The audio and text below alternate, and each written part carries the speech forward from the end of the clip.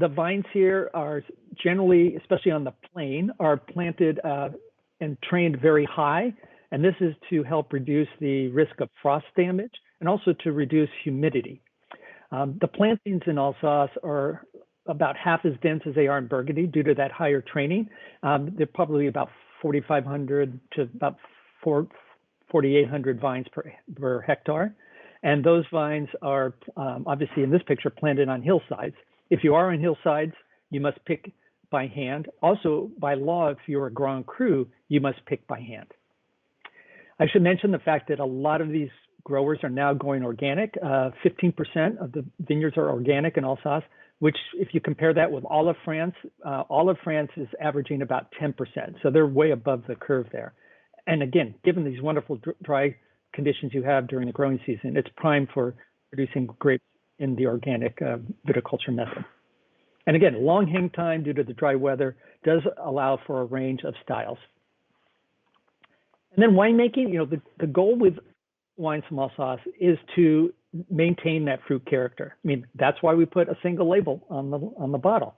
And this is something that is very important to maintain by not using any new oak or anything that will obscure that. In fact, you can see some of those so-called foeders in the top right-hand picture.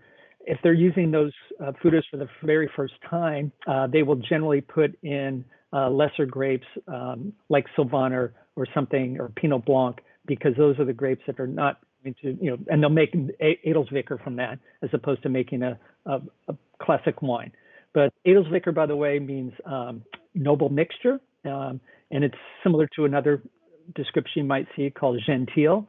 And those two classifications are generally a mix of different varieties, a so-called kitchen sink, if you will. Some people might do a little skin contact to give a little extra flavor, especially with those aromatic varieties like Muscat and Gewürztraminer.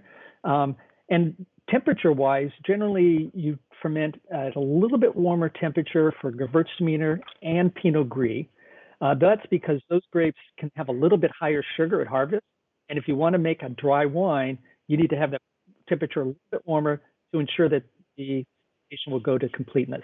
Other grapes like Muscat and Riesling, you can ferment them a little bit cooler because technically you don't get as high sugar levels in the grapes when they're harvested.